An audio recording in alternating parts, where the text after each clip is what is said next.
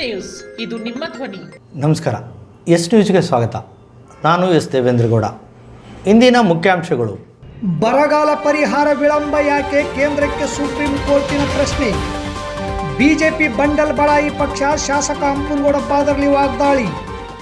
BJP JDS ಮೈತ್ರಿ ಅಭ್ಯರ್ಥಿ doctor ಬಸವರಾಜ್ಗೆ ಜೈನ ವಿಷ್ಣು ಸಮಾಜ ಬೆಂಬಲ. ಬತ್ತಿದ ಸಿಂಧನೂರಿನ ದೊಡ್ಡ ಹಳ್ಳ, ಜನರ ಬಳಕೆಗೆ ನೀರು ಪೂರೈಸಲು ನಗರಸಭೆಗೆ ಸವಾಲು. ಸಮಯ 9:30 ಆದರೂ ಸಿಂಧನೂರು ಅಂಚೆ ಕಚೇರಿಯಲ್ಲಿ ಅಂಚೆ ಅಧಿಕಾರಿಗಳೇ ಇಲ್ಲ. ವಾರ್ತೆಗಳ ವಿವರ. ತಮಗೆ ಬರಗಾಲ ಪರಿಹಾರ ನೀಡಿಲ್ಲ, ಎಲ್ಲವನ್ನೂ ಸರಿಯಾದ ಸಮಯಕ್ಕೆ ದಾಖಲೆಗಳನ್ನು ಸಲ್ಲಿಸಿದರೂ ಕೇಂದ್ರ ಸರ್ಕಾರ ಕರ್ನಾಟಕಕ್ಕೆ ಬರಗಾಲ ಪರಿಹಾರ ನೀಡಿಲ್ಲ ಎಂದು ಸುಪ್ರೀಂ ಕೋರ್ಟ್ಗೆ ಕರ್ನಾಟಕ ಸರ್ಕಾರ ಮೊರೆ ಹೋಗಿತ್ತು. ಈ ಸಂದರ್ಭದಲ್ಲಿ ಸುಪ್ರೀಂ ಕೋರ್ಟ್ ವಿಚಾರಣೆ ಸಂದರ್ಭದಲ್ಲಿ ಯಾಕೆ ಈ ವಿಳಂಬ ಎಂದು ಕೇಂದ್ರ ಸರ್ಕಾರಕ್ಕೆ ಕೋರ್ಟ್ ಪ್ರಶ್ನೆ ಮಾಡಿದೆ. ಕೇಂದ್ರದ ವಿರುದ್ಧ ನಿರ್ದೇಶನಗಳನ್ನು ಕೋರಿ ರಾಜ್ಯ ಸರ್ಕಾರಗಳು ತನ್ನನ್ನು ಸಂಪರ್ಕಿಸಿರುವ ಇತ್ತೀಚಿನ ನಿದರ್ಶನಗಳ ಬಗ್ಗೆ ಸುಪ್ರೀಂ ಕೋರ್ಟ್ ಸೋಮವಾರ ಕಳವಳ ವ್ಯಕ್ತಪಡಿಸಿದೆ.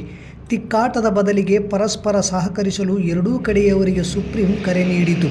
ಕೇಂದ್ರದಿಂದ ಬರ ಪರಿಹಾರ ಧನ ಬಿಡುಗಡೆ ಕರ್ನಾಟಕ ಸರ್ಕಾರ ಸಲ್ಲಿಸಿದ್ದ ರಿಟ್ ಅರ್ಜಿಯ ವಿಚಾರಣೆ ನಡೆಸಿದ ನ್ಯಾಯಾಲಯ ಕೇಂದ್ರ ಮತ್ತು ರಾಜ್ಯಗಳ ನಡುವೆ ಸ್ಪರ್ಧೆ ಬೇಡ ಎಂದು ಸಲಹೆ ನೀಡಿದೆ. ಕಾರಣ ಏನು ಎಂದು ತಿಳಿಸಿ ಎಂದು ಕೋರ್ಟ್ ಕೇಂದ್ರ ಸರ್ಕಾರದ ಪರ ಹಾಜರಿದ್ದ ಅಟಾರ್ನಿ ಜನರಲ್ ಹಾಗೂ ಸಾಲಿಸಿಟರಿಗೆ ಸೂಚಿಸಿತು. 2 ವಾರಗಳ ಗಡುವು ನೀಡಿ ಎಂದು ಅವರು ಸುಪ್ರೀಂ ಕೋರ್ಟ್ಗೆ ಮನವಿ ಮಾಡಿಕೊಂಡರು.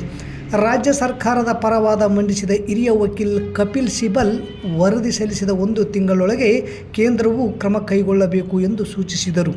ನ್ಯಾಯಮೂರ್ತಿ BR ಗವಾಯಿ ಮತ್ತು ನ್ಯಾಯಮೂರ್ತಿ ಸಂದೀಪ್ ಮೆಹ್ತಾ ಅವರ ಪೀಠವು ಕೇಂದ್ರದ ಪರವಾಗಿ ಅಟಾರ್ನಿ ಜನರಲ್ ಆರ್ ವೆಂಕಟರಮಣಿ ಮತ್ತು ಸಾಲಿಸಿಟರ್ ಜನರಲ್ ತುಷಾರ್ ಮೆಹ್ತಾ ಅವರಿಗೆ ಪ್ರತಿಕ್ರಿಯೆ ಸಲ್ಲಿಸುವಂತೆ 2 ವಾರಗಳ ಕಾಲಾವಕಾಶ ನೀಡಿದೆ. ಕಾಂಗ್ರೆಸ್ ಪಕ್ಷದ ಮುಖ್ಯಮಂತ್ರಿ ಸಿದ್ದರಾಮಯ್ಯ ಅವರ ನೇತೃತ್ವದ ಸರ್ಕಾರ ಅಭಿವೃದ್ಧಿಪರ ಯೋಜನೆಗಳು, ಪಂಚ ಗ್ಯಾರಂಟಿಗಳನ್ನು ಜನಸಾಮಾನ್ಯರಿಗೆ ಕೊಟ್ಟಿದೆ.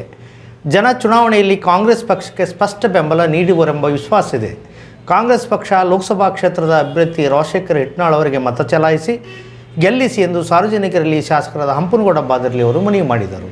ತಾಲೂಕಿನ RH ಕ್ಯಾಂಪ್ 3ರಲ್ಲಿ ಶಾಸಕರ ನೇತೃತ್ವದಲ್ಲಿ ಕಾಂಗ್ರೆಸ್ ಪಕ್ಷದ ಅಭ್ಯರ್ಥಿ ರಾಜಶೇಖರ ಹಿಟ್ನಾಳ್ ಪರವಾಗಿ ಕೊಪ್ಪಳ ಲೋಕಸಭೆ ಚುನಾವಣೆ ನಿಮಿತ್ತ ಬ್ಲಾಕ್ ಕಾಂಗ್ರೆಸ್ ವತಿಯಿಂದ ಕಾರ್ಯಕರ್ತರ ಹಾಗೂ ಸಾರ್ವಜನಿಕರ ಸಭೆ ನಡೆಸಿ ಮಾತನಾಡಿದ ಅವರು, ಗೃಹಲಕ್ಷ್ಮಿ, ಶಕ್ತಿ ಯೋಜನೆ, ಗೃಹ ಜ್ಯೋತಿ, ಅನ್ನಭಾಗ್ಯ, ಉದ್ಯೋಗ ಯುವ ನಿಧಿ ಸೇರಿದಂತೆ ಹಲವು ಯೋಜನೆಗಳನ್ನು ಬಡ ಕಾರ್ಮಿಕರು, ಮಹಿಳೆಯರು, ಯುವಕರಿಗೆ ಉಪಯೋಗ ಆಗುವ ನಿಟ್ಟಿನಲ್ಲಿ ರಾಜ್ಯ ಸರ್ಕಾರ ಜನಸಾಮಾನ್ಯರಿಗೆ ಅನುಕೂಲ ಮಾಡಿದೆ.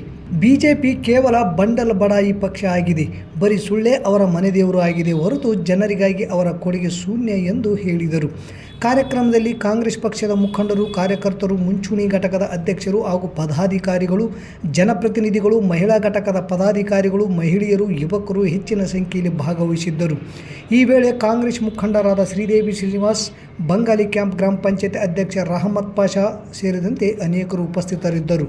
ಕೊಪ್ಪಳ ಲೋಕಸಭಾ ಬಿಜೆಪಿ ಜೆಡಿಎಸ್ ಮೈತ್ರಿ ಅಭ್ಯರ್ಥಿಯಾದ ಡಾಕ್ಟರ್ ಬಸವರಾಜ್ ಕ್ಯಾವಟರ್ ಪರವಾಗಿ ಮತ ನೀಡಿ ಆಶೀರ್ವಾದ ಮಾಡುವಂತೆ ಮೈತ್ರಿ ಅಭ್ಯರ್ಥಿ ಡಾಕ್ಟರ್ ಬಸವರಾಜ್ ಹಾಗೂ ಜೆಡಿಎಸ್ ಹಾಗೂ ಬಿಜೆಪಿ ಪಕ್ಷದ ಮುಖಂಡರು ಜೈನ ಸಮಾಜ ಹಾಗೂ ವಿಷ್ಣು ಸಮಾಜದ ಜನರಲ್ಲಿ ಮನವಿ ಮಾಡಿಕೊಂಡರು. ನಗರದ ಜೈನ್ ಕಲ್ಯಾಣ ಮಂಟಪದಲ್ಲಿ ಜೈನ ಸಮಾಜ ಹಾಗೂ ರಾಜಸ್ಥಾನದ ವಿಷ್ಣು ಸಮಾಜದ ಮುಖಂಡರ ಸಭೆ ಕರೆಯಲಾಗಿತ್ತು. ಮೋದಿ ಮತ್ತೊಮ್ಮೆ ದೇಶದ ಪ್ರಧಾನಿಯಾಗಲು ಕೊಪ್ಪಳ ಲೋಕಸಭಾ ಕ್ಷೇತ್ರದ ಮೈತ್ರಿ ಅಭ್ಯರ್ಥಿಯಾದ ಡಾಕ್ಟರ್ ಬಸವರಾಜ್ ಇವರನ್ನು ಗೆಲ್ಲಿಸುವಂತೆ ಮಾಜಿ ಸಚಿವ ವೆಂಕಟರಾವ್ ನಾಡಗೌಡರು ಸಮಾಜದ ಮುಖಂಡರಲ್ಲಿ ಮನವಿ ಮಾಡಿಕೊಂಡರು. ಭಾರತ ಅಲ್ಲದೆ ಇಡೀ ವಿಶ್ವವೇ ಮೆಚ್ಚುವಂಥ ಪ್ರಧಾನಿ ನರೇಂದ್ರ ಮೋದಿ ಅವರ ಅಧಿಕಾರಾವಧಿಯಲ್ಲಿ ಸಾಕಷ್ಟು ಅಭಿವೃದ್ಧಿ ಕೆಲಸಗಳು ಆಗಿವೆ. ಇನ್ನು ದೇಶ ಹೆಚ್ಚು ಅಭಿವೃದ್ಧಿಯಾಗಲು ಮತ್ತೊಮ್ಮೆ ಮೋದಿ ಪ್ರಧಾನಿಯಾಗಲು ನಮ್ಮ ಅಭ್ಯರ್ಥಿ ಡಾಕ್ಟರ್ ಬಸವರಾಜ್ ಇವರಿಗೆ ಆಶೀರ್ವಾದ ಮಾಡಬೇಕೆಂದು ಮಾಜಿ ಸಂಸದರಾದ ಕೆ ವಿರೂಪಾಕ್ಷಪ್ಪ ಮನವಿ ಮಾಡಿಕೊಂಡರು. ದೇಶದ ಅಭಿವೃದ್ಧಿಯಾಗಲು ಹಾಗೂ ಪ್ರಧಾನಿ ನರೇಂದ್ರ ಮೋದಿಜಿ ಮತ್ತೆ ಪ್ರಧಾನಿಯಾಗಲು ನನಗೆ ಮತ ನೀಡಿ ಆಶೀರ್ವಾದ ಮಾಡಿ ಲೋಕಸಭೆಗೆ ಕಳಿಸುವ ಮೂಲಕ ಮೋದಿ ಕೈ ಬಲಪಡಿಸಬೇಕು ಎಂದು ಮೈತ್ರಿ ಅಭ್ಯರ್ಥಿಯಾದ ಡಾಕ್ಟರ್ ಬಸವರಾಜ್ ಅವರು ಸಮಾಜದ ಮುಖಂಡರಲ್ಲಿ ಕೈ ಮುಗಿದು ಮನವಿ ಮಾಡಿಕೊಂಡರು. ಜೈನ ಸಮಾಜ ಹಾಗೂ ರಾಜಸ್ಥಾನದ ವಿಷ್ಣು ಸಮಾಜದ ಮುಖಂಡರಾದ ಬಿಜೆಪಿ ಹಾಗೂ ಜೆಡಿಎಸ್ ಪಕ್ಷದ ಮುಖಂಡರಾದ ಸುಜಿತ್ ಸೇಠ್, ಸುಭಾಷ್ ಸೇಠ್, ಹಿಮ್ಮತ್ ಸಿಂಗ್, ಶಂಕರ್ಗಿರಿ, ಮಹಾವೀರ್ ಜೈನ್, ಕೆ ಕರಿಯಪ್ಪ, ಅಮರೇಗೌಡ ವಿರುಪಾಪುರ್, ಎಂ ದೊಡ್ಡ ಬಸವರಾಜ್ ಸೇರಿದಂತೆ ಅಭಿಷೇಕ್ ನಾಡಗೌಡ ಹಾಗೂ ಇತರರು ಇದ್ದರು. ಸಿಂಧನೂರು ನಗರದ ದೊಡ್ಡಹಳ್ಳ ಈ ಬಾರಿ ಬಹುಬೇಗನೆ ಬತ್ತಿ ಹೋಗಿದ್ದು ಕೆಲವು ವಾರ್ಡಿನ ನಿವಾಸಿಗಳಿಗೆ ಬಳಕೆಗೆ ನೀರಿನ ಅಭಾವ ಉಂಟಾಗಿದೆ.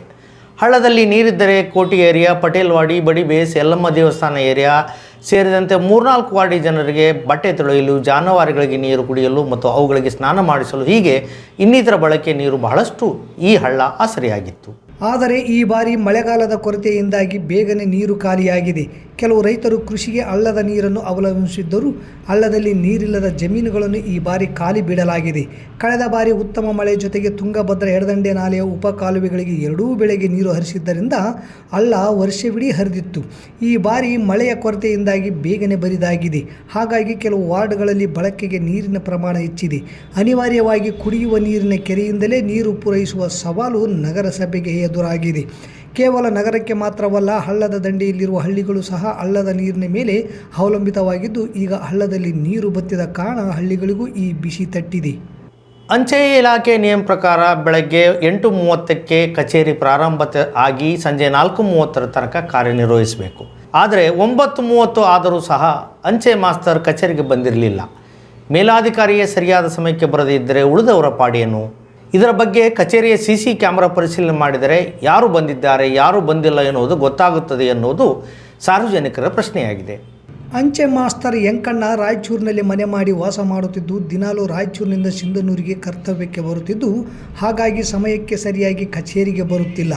ಅಂಚೆ ಮಾಸ್ತರಂತೆ ಇತರ ಸಿಬ್ಬಂದಿಗಳು ಸಹ ಸಮಯಕ್ಕೆ ಸರಿಯಾಗಿ ಬಾರದೇ ಇರುವುದರಿಂದ ಕಚೇರಿಗೆ ಬರುವ ಸಾರ್ವಜನಿಕರ ಕೆಲಸಗಳು ನಿಗದಿತ ಸಮಯದೊಳಗೆ ಆಗುತ್ತಿಲ್ಲ ಎನ್ನುವ ಆರೋಪ ಕೇಳಿ ಬಂದಿದೆ. ಇಲ್ಲಿನ ಅಧಿಕಾರಿ ಹಾಗೂ ಸಿಬ್ಬಂದಿಗಳಿಗೆ ಹೇಳುವವರು ಕೇಳುವವರು ಯಾರೂ ಇಲ್ಲದಂತಾಗಿದೆ.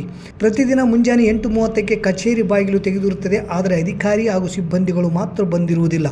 9 ಗಂಟೆಗೆ ಮೇಲೆ ಒಬ್ಬೊಬ್ಬ ಅಧಿಕಾರಿ ಹಾಗೂ ಸಿಬ್ಬಂದಿಗಳು ಕಚೇರಿಗೆ ಬರುವುದು ಸರ್ವೇ ಸಾಮಾನ್ಯವಾಗಿ ಬಿಟ್ಟಿದೆ. 8:30ಕ್ಕೆ ಮಹಿಳೆಯರು, ವೃದ್ಧರು, ಮಕ್ಕಳು ಕಚೇರಿಗೆ ಬಂದು ಅಧಿಕಾರಿಗಳ ದಾರಿ ಕಾಯುತ್ತಿರುವ ದೃಶ್ಯ ಸಾಮಾನ್ಯವಾಗಿದೆ. ಇಂದು ಸಮಯಕ್ಕೆ ಸರಿಯಾಗಿ ಕಚೇರಿಗೆ ಬಾರದೆ ಕರ್ತವ್ಯ ಲೋಪ ಎಸಗಿದ ಅಂಚೆ ಮಾಸ್ತರ್ ಯಂಕಣ್ಣ ಮೇಲೆ ಸೂಕ್ತ ಕ್ರಮ ಕೈಗೊಳ್ಳಬೇಕು. ಅಲ್ಲದೆ ಸಮಯ ಪಾಲನೆ ಮಾಡದ ಕರ್ತವ್ಯಕ್ಕೆ ನಿರ್ಲಕ್ಷ್ಯ ಮಾಡುವ ಉಳಿದ ಅಧಿಕಾರಿ ಹಾಗೂ ಸಿಬ್ಬಂದಿಗಳ ಮೇಲೆ ಸಹ ಸೂಕ್ತ ಕ್ರಮ ಜರುಗಿಸಬೇಕು ಎಂದು ಸಾರ್ವಜನಿಕರು ಅಂಚೆ ಇಲಾಖೆಯ ಮೇಲಾಧಿಕಾರಿಗಳಲ್ಲಿ ಒತ್ತಾಯ ಮಾಡಿದ್ದಾರೆ. ನಮಗೆ ವಯಸ್ಸಾಗಿದೆ, ಕಣ್ಣು ಕಾಣುವುದಿಲ್ಲ, ಮನೆಗೆ ಬಂದು ಹಣ ಕೊಡಿಸುವ ಅನುಕೂಲ ಮಾಡಿಕೊಡುವಂತೆ ವಯಸ್ಸಾದ ವೃದ್ಧರು, ಕಣ್ಣು ಕಾಣದೆ ಮಹಿಳೆಯರು ತಮ್ಮ ಅಳಲನ್ನು ತೋಡಿಕೊಂಡರು. ದಿನ ಬೆಳಗಾದರೆ ಅಂಚೆ ಕಚೇರಿಯ ಮುಂದೆ ಪಿಂಚಣಿ ಸೌಲಭ್ಯ ಪಡೆಯುವವರ ಜನರ ಜಾತ್ರೆ ಇರುತ್ತದೆ. ನಗರದ ಒಳಬಳ್ಳಾರ್ ರಸ್ತೆಯಲ್ಲಿರುವ ಕಾರಣಾಶ್ರಮದಲ್ಲಿ ಸೈಯದ್ ಪೀರಾ ಪಾಷಾ ಖಾಜಿ ರೌಡ್ಕುಂದಿಯವರ ಕುಟುಂಬದಿಂದ ಪವಿತ್ರ ರಂಜಾನ್ ಹಬ್ಬದ ನಿಮಿತ್ತ ಆಶ್ರಮದ ಹಿರಿಯ ವೃದ್ಧರಿಗೆ ಹಾಗೂ ವಯಸ್ಕರ ಬುದ್ಧಿಮಾಂದರಿಗೆ ಹೊಸ ವಸ್ತ್ರಗಳನ್ನು ವಿತರಿಸಿ ಹಿರಿಯ ಜೀವಿಗಳಿಗೆ ಇಫ್ತಾರ್ ಕೂಟ ಏರ್ಪಡಿಸಲಾಗಿತ್ತು. ಈ ಕಾರ್ಯಕ್ರಮದಲ್ಲಿ ಯದ್ದಲದೊಡ್ಡಿ ಸುವರ್ಣಗಿರಿ ವಿರಕ್ತ ಮಠದ ಶ್ರೀ ಮಹಾಲಿಂಗ ಮಹಾಸ್ವಾಮಿಗಳು ಭಾಗವಹಿಸಿ ಮಾತನಾಡಿ, ಕಾರುಣ್ಯಾಶ್ರಮದಲ್ಲಿ ಪವಿತ್ರ ರಂಜಾನ್ ಹಬ್ಬ ಅರ್ಥಪೂರ್ಣವಾಗಿ ಆಚರಣೆ ಮಾಡುತ್ತಿರುವ ರೌಡ್ಕುಂದ ಪೀರ್ ಪಾಷಾ ಖಾಜಿ ಜಾಗೀರ್ದಾರ್ ಅವರು ಮಾನವ ಕುಲದ ಸಂಸ್ಕೃತಿಯ ಸಂಬಂಧಗಳನ್ನು ಜಗತ್ತಿಗೆ ತೋರಿಸಿಕೊಟ್ಟಿದ್ದಾರೆ. ನೊಂದು ಬೆಂದ ಅನಾಥ ಜೀವಿಗಳ ಮಧ್ಯೆ ಪವಿತ್ರ ರಂಜಾನ್ ಹಬ್ಬವನ್ನು ಆಚರಿಸುತ್ತಿರುವುದು ಇದೇ ಪ್ರಥಮ ಎಂದೆನಿಸುತ್ತದೆ. ಇಂತಹ ಕರುಣಾಮಯಿ ಕಾರುಣ್ಯ ಕುಟುಂಬದಲ್ಲಿ ಅಲ್ಲಾಹನ ಇಚ್ಛೆಯಂತೆ ರಕ್ಷಣೆ ಮಾಡುತ್ತಿರುವುದು ಮಾನವ ಕುಲಕ್ಕೆ ದೊಡ್ಡ ಸಂದೇಶವಾಗಿದೆ. ಪ್ರವಾದಿ ಮಹಮ್ಮದರ ಆದರ್ಶ ವ್ಯಕ್ತಿತ್ವವೇ ಕಾರುಣ್ಯಾಶ್ರಮದಲ್ಲಿನ ಇಫ್ತಾರ್ ಕೂಟವಾಗಿದೆ. ಇಲ್ಲಿ ನಮಾಜ್ ಮಾಡುವ ಮೂಲಕ ಸಮಾನತೆಯ ಸೌಹಾರ್ದತೆಯ ಸಾರಿದ್ದಾರೆ. ನಮ್ಮಂತಹ ಶರಣ ಸಂತರಿಗೆ ವಿಶೇಷ ಆಹ್ವಾನ ಸಮಾನತೆಗೆ ದೊಡ್ಡ ಸಂದೇಶದ ಸಂಕೇತವಾಗಿದೆ ಎಂದು ಆಶೀರ್ವಚನ ನೀಡಿದರು. ನಂತರ ಆಶ್ರಮದ ಸಲಹಾ ಸಮಿತಿ ಮುಖ್ಯಸ್ಥರಾದ ನೇತೃತ್ವದ ಡಾಕ್ಟರ್ ಚನ್ನನಗೌಡ ಪಾಟೀಲ್ ಮಾತನಾಡಿ, ರೌಡ್ಕುಂದ ಗ್ರಾಮದ ಸೈಯದ್ ಪೀರ್ ಪಾಷಾ ಖಾಜಿ ಪ್ರತಿ ವರ್ಷವೂ ಕೂಡ ಪವಿತ್ರ ರಂಜಾನ್ ಹಬ್ಬವನ್ನು ಅರ್ಥಪೂರ್ಣವಾಗಿ ಆಚರಿಸುತ್ತಾರೆ. ಪವಿತ್ರ ಕುರಾನ್ ಗ್ರಂಥದಲ್ಲಿ ಬರುವ ಒಂದು ವಿಶೇಷ ಸಂದೇಶ, ಪಕ್ಕದ ಮನೆಯವರು ಉಪವಾಸವಿದ್ದಾಗ ನಾವು ಊಟ ಮಾಡಿದರೆ ಸೈತಾನರಿದ್ದಂತೆ ಎನ್ನುವ ಪದಕ್ಕೆ ಸಂಪೂರ್ಣ ಅರ್ಥವನ್ನು ತಿಳಿಸುವ ಮೂಲಕ ಪವಿತ್ರ ರಂಜಾನ್ ಹಬ್ಬ ಆಚರಿಸುತ್ತಿರುವುದು ವಿಶೇಷ. ನೊಂದು ಬೆಂದ ಜೀವಿಗಳ ಜೊತೆ ಆಚರಣೆ ಪವಿತ್ರ ರಂಜಾನ್ ಹಬ್ಬ ಅಲ್ಲಾಹನ ಪ್ರೀತಿಗೆ ಪಾತ್ರವಾಗುತ್ತದೆ. ಸಿಂಧನೂರಿನ ಎಲ್ಲ ಮಸೀದಿಗಳಲ್ಲಿ ಮುಸ್ಲಿಂ ಬಾಂಧವರು ಕಾರುಣ್ಯಾಶ್ರಮಕ್ಕೆ ಸಹಾಯ ಸಹಕಾರ ನೀಡುವುದರ ಮೂಲಕ ಆಚರಣೆ ಮಾಡುತ್ತಿರುವುದು ಇಸ್ಲಾಂ ಧರ್ಮದ ಸಂಸ್ಕೃತಿಯನ್ನು ಜಗತ್ತಿಗೆ ತೋರಿಸಿಕೊಟ್ಟಂತಾಗಿದೆ ಎಂದರು. ಈ ಸಂದರ್ಭದಲ್ಲಿ ಕಾಜಿ ಮಲ್ಲಿಕ್ ಅಧ್ಯಕ್ಷರು, ನಗರ ಬ್ಲಾಕ್ ಕಾಂಗ್ರೆಸ್ ಸಮಿತಿ ಹುರ್ಕುಂದಪ್ಪ, ಸುರೇಶ್, ಅಶೋಕ್ ನಲ್ಲಾ, ಸೈಯದ್ ಇಕ್ಬಾಲ್ ಮುಲ್ಲಾ, ಸೈಯದ್ ಸೂಫಿಯಾ, ತೈಹಿಸಿ, ಖಾಜಾ ಹುಸೇನ್, ಹಯಾಜ್, ಸೈಯದ್ ಕಬೀರ್, ಸೈಯದ್ ಫೈಜಾನ್ ಕಾಜಿ, ಸೈಯದ್ ಮೋಹಿನ್ ಮುಲ್ಲಾ, ಹನೀಫ್ ಹಾಗೂ ಆಶ್ರಮದ ಸಿಬ್ಬಂದಿಗಳಾದ ಡಾಕ್ಟರ್ ಚನ್ನಬಸವ ಸ್ವಾಮಿ ಹಿರೇಮಠ್, ಸುಜಾತಾ ಹಿರೇಮಠ್, ಸಿದ್ದಯ್ಯ ಸ್ವಾಮಿ, ಮರಿಯಪ್ಪ, ಹರ್ಷವರ್ಧನ, ಕರಿಯಪ್ಪ, ವನಸಿರಿ ಫೌಂಡೇಶನ್ ಸದಸ್ಯರಾದ ಮುದುಕಪ್ಪ ಸೇರಿದಂತೆ ಅನೇಕರಿದ್ದರು. ಈ ಒಂದು ಇಫ್ತಾರ್ ಕೂಟ ಇಂಥ ಅನಾಥ ಆಶ್ರಮದಲ್ಲಿ ಆಚರಿಸುವುದು ಬಹಳ ಪುಣ್ಯದ ಕೆಲಸ. ಈಗ ಡಾಕ್ಟರ್ ಹೇಳಿದ್ರಲ್ಲ, ಯಾವುದೇ ಒಂದು ಆಸೆ ಆಮಿಷೆ ಮತ್ತು ಯಾವುದೇ ಒಂದು ನಮ್ಮದೇ ಆದಂಥ ಒಂದು ಇತಿಮಿತಿಯೊಳಗೆ ಭಗವಂತನ ಒಂದು ಇರುವಿಕೆ ಕಾಣಬೇಕಾಯ್ತಂದ್ರೆ ಅನಾಥ ಜನರನ್ನೇ ಕಾಣ್ಬೇಕು ನಾವು. ಈಗ ನೋಡಿ ನಮ್ಮ ಡಾಕ್ಟ್ರಲ್ಲಿ ಒಂದು ಅಜ್ಜಿ ಕೂತಿತ್ತು, ಅವ್ರ ಹತ್ರ ಕೂತು ಮಾತಾಡಿ ಬಂದ್ರೆ ಪಾಪ ಅಜ್ಜಿಗೆ ಅಷ್ಟು ಸಂತೋಷ ಆಗುತ್ತೆ. ಮತ್ತೊಬ್ಬರಿಗೆ ಸಂತೋಷ ಪಡಿಸುವುದೇ ನಾವು ಭಗವಂತನಲ್ಲಿ ಕಾಣ್ತಕ್ಕಂಥ ಒಂದು ಧ್ಯೇಯ. ಅಂತ ಒಂದು ಧ್ಯೇಯವನ್ನು ನೀವೆಲ್ಲ ಮೈಗೂಡಿಸಿಕೊಂಡು ಇಂದು ನಮ್ಮ ಕಾರುಣ್ಯಾಶ್ರಮದಲ್ಲಿ ತಾವುಗಳಲ್ಲಿ ಇಫ್ತಾರ್ ಕೂಟವನ್ನು ಏರ್ಪಡಿಸಿದ್ದು ಬಹಳ ಸಂತೋಷಕರವಾದಂಥ ವಿಷಯ. ಇಂಥ ಒಂದು ಸದ್ಬುದ್ಧಿ ಸದಾಚಾರಗಳನ್ನು ನಮ್ಮ ಎಲ್ಲ ಜನಾಂಗಕ್ಕೂ, ಹಿಂದೂಗಳಿಗೂ ಮತ್ತು ಇಸ್ಲಾಂ ಧರ್ಮದ ಇನ್ನುಳಿದ ಎಲ್ಲ ಜನಾಂಗಕ್ಕೂ ಆ ಭಗವಂತ ದಯಪಾಸಲಿ. ಒಳ್ಳೊಳ್ಳೆ ಕಾರ್ಯಕ್ರಮಗಳು ನಮಗೆ ಕೊಡತಕ್ಕಂಥ ಒಳ್ಳೆಯ ಮನಸ್ಸನ್ನು, ಒಳ್ಳೆಯ ಹೃದಯವನ್ನು, ಒಳ್ಳೆಯ ಒಂದು ಭಕ್ತಿ ಯುಕ್ತಿ ಒಂದು ಶಕ್ತಿಯನ್ನು ಕೊಟ್ಟ ಆ ಭಗವಂತ ನಿಮ್ಮೆಲ್ಲರನ್ನು ಕಾಪಾಡಿರ್ತಕ್ಕಂಥ ಆಶಯಗಳನ್ನು ನಮ್ಮೆರಡು ಮಾತುಗಳನ್ನು ಮುಗಿಸುತ್ತೇವೆ. ಪ್ರತಿ ವರ್ಷದಂತೆ ಈ ವರ್ಷವೂ ಕೂಡ ಯುಗಾದಿಯನ್ನು ಕೋಪ ದ್ವೇಷ ಬಿಟ್ಟು ಸಂತೋಷ ಸಂಭ್ರಮ ಸಡಗರದಿಂದ ಆಚರಿಸೋಣ ಎಂದು ಯುಗಾದಿ ಉತ್ಸವ ಆಚರಣೆ ಸಮಿತಿ ಸದಸ್ಯ ವೈ ನರೇಂದ್ರನಾಥ್ ಹೇಳಿದರು. ನಗರದ ಪತ್ರಿಕಾ ಭವನದಲ್ಲಿ ಸುದ್ದಿಗೋಷ್ಠಿಯನ್ನು ಉದ್ದೇಶಿಸಿ ಮಾತನಾಡಿದ ಅವರು, ಯುಗಾದಿ ಕಳೆದರೂ ಯುಗಾದಿ ಮರಳಿ ಬರುತ್ತಿದೆ. ಕಾರ್ಯಕ್ರಮ ಪ್ರತಿ ವರ್ಷ ಆಚರಿಸುತ್ತಾ ಬಂದಿದ್ದೇವೆ. ಈ ವರ್ಷದ ಯುಗಾದಿ ಹಬ್ಬದಲ್ಲಿ ಪಂಚಾಂಗ ಶ್ರವಣ, ಕವಿಗೋಷ್ಠಿ, ನಂತರ ಸಾಂಸ್ಕೃತಿಕ ಕಾರ್ಯಕ್ರಮಗಳು ನಡೆಯುತ್ತವೆ. ಸಂಪ್ರದಾಯಬದ್ಧ ಉಡುಗೆ ತೊಡುಗೆಗಳನ್ನು ಧರಿಸಿ ಕಾರ್ಯಕ್ರಮಕ್ಕೆ ಆಗಮಿಸಬೇಕು. ಈ ವರ್ಷ ಏಪ್ರಿಲ್ 9ರಂದು ನಗರದ ಸತ್ಯ ಗಾರ್ಡನ್ನಲ್ಲಿ ಸಂಜೆ 4 ಗಂಟೆಗೆ ಸಾಂಸ್ಕೃತಿಕ ಸಂಭ್ರಮದ ಕಾರ್ಯಕ್ರಮವನ್ನು ಆಯೋಜನೆ ಮಾಡಲಾಗಿದೆ. ಕಾರ್ಯಕ್ರಮಗಳಲ್ಲಿ ಕಲ್ಯಾಣ ಕರ್ನಾಟಕ ಕಣ್ಮಣಿ ಎನ್ನುವ ಪುರಸ್ಕಾರವನ್ನು ಮಹನೀಯರಿಗೆ ನೀಡುವುದು, ಬೇವು ಬೆಲ್ಲ ವಿತರಣೆ ಮಾಡುವುದಾಗಿದೆ.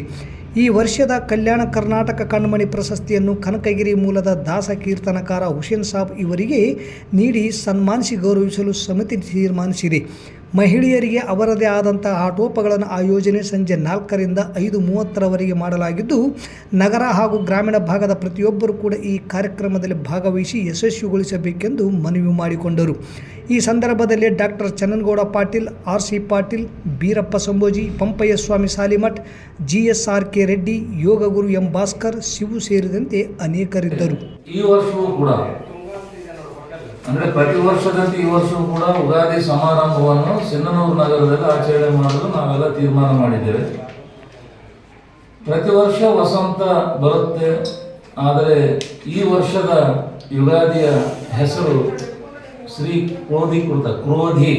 ಕ್ರೋಧಿ ಅಂದ್ರೆ ಒಂದು ಆಕ್ರೋಶ, ಸಿಟ್ಟು. ಆ ಒಂದೊಂದು ಯುಗಾದಿ ನಾಮಗಳಲ್ಲೇ ಒಂದೊಂದು ವಿಶೇಷತೆ ಇದೆ. ಆ ವಿಶೇಷತೆಯನ್ನು ಯುಗಾದಿ ಒಂದು ಉತ್ಸವದ 60 ವರ್ಷ ಏನಿದೆ ನಮ್ಮ ಹಿಂದೂ ಸಂಪ್ರದಾಯದ ಪ್ರಕಾರ 60 ವರ್ಷಗಳು. ಈ 60 ವರ್ಷಗಳಿಗೆ ಒಂದೊಂದು ಹೆಸರಿದೆ, ತಮ್ಮೆಲ್ಲರಿಗೂ ಗೊತ್ತು. ಅದರಲ್ಲಿ ಈ ಸಲ ಕ್ರೋಧೀಕೃತ. ಮತ್ತೊಮ್ಮೆ ಮುಖ್ಯಾಂಶಗಳು. ಬರಗಾಲ ಪರಿಹಾರ ವಿಳಂಬ ಯಾಕೆ? ಕೇಂದ್ರಕ್ಕೆ ಸುಪ್ರೀಂ ಕೋರ್ಟಿನ ಪ್ರಶ್ನೆ. ಬಿಜೆಪಿ ಬಂಡಲ್ ಬಡಾಯಿ ಪಕ್ಷ, ಶಾಸಕ ಅಂಪನಗೌಡ ಬಾದರ್ಲಿ ವಾಗ್ದಾಳಿ. ಬಿಜೆಪಿ ಜೆಡಿಎಸ್ ಮೈತ್ರಿ ಅಭ್ಯರ್ಥಿ ಡಾಕ್ಟರ್ ಬಸವರಾಜ್ಗೆ ಜೈನ ವಿಷ್ಣು ಸಮಾಜ ಬೆಂಬಲ. ಬತ್ತಿದ ಸಿಂಧನೂರಿನ ದೊಡ್ಡ ಹಳ್ಳ, ಜನರ ಬಳಕೆಗೆ ನೀರು ಪೂರೈಸಲು ನಗರಸಭೆಗೆ ಸವಾಲು. ಸಮಯ 9:30 ಆದರೂ ಸಿಂಧನೂರು ಅಂಚೆ ಕಚೇರಿಯಲ್ಲಿ ಅಂಚೆ ಅಧಿಕಾರಿಗಳೇ ಇಲ್ಲ. ಇಲ್ಲಿಗೆ ವಾರ್ತಾ ಪ್ರಸಾರ ಮುಕ್ತಾಯವಾಯಿತು. ನಿರಂತರ ಸುದ್ದಿಗಾಗಿ ವೀಕ್ಷಿಸಿ ಎಸ್ ನ್ಯೂಸ್. ಇದು ನಿಮ್ಮ ಧ್ವನಿ. ನಮಸ್ಕಾರ.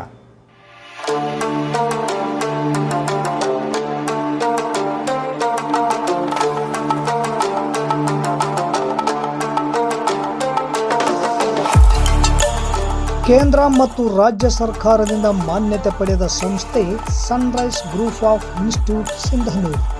ನಿಮ್ಮ ಮಕ್ಕಳ ಉಜ್ವಲ ಭವಿಷ್ಯಕ್ಕಾಗಿ Sunrise college of pharmacy, school of nursing ಮತ್ತು ಪ್ಯಾರಾಮೆಡಿಕಲ್ ಕಾಲೇಜ್ ಸಿಂಧನೂರು ಈ ಸಂಸ್ಥೆಗೆ ಒಮ್ಮೆ ಭೇಟಿ ನೀಡಿ.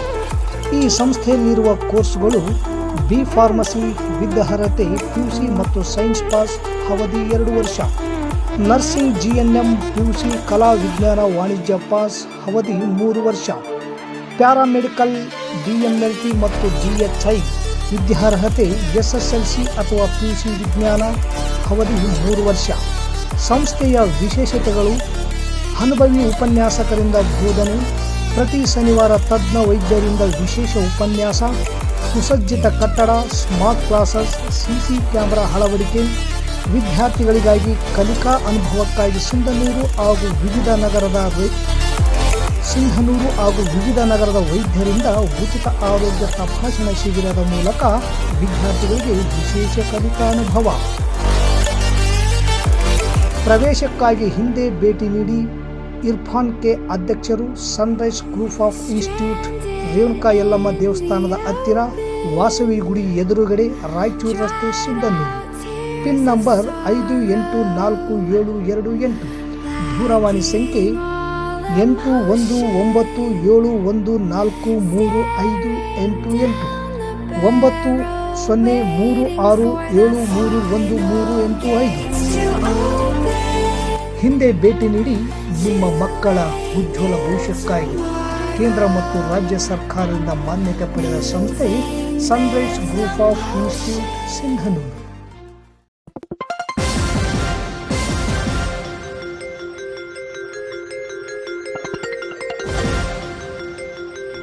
ಎಸ್ ನ್ಯೂಸ್, ಇದು ನಿಮ್ಮ ಧ್ವನಿ.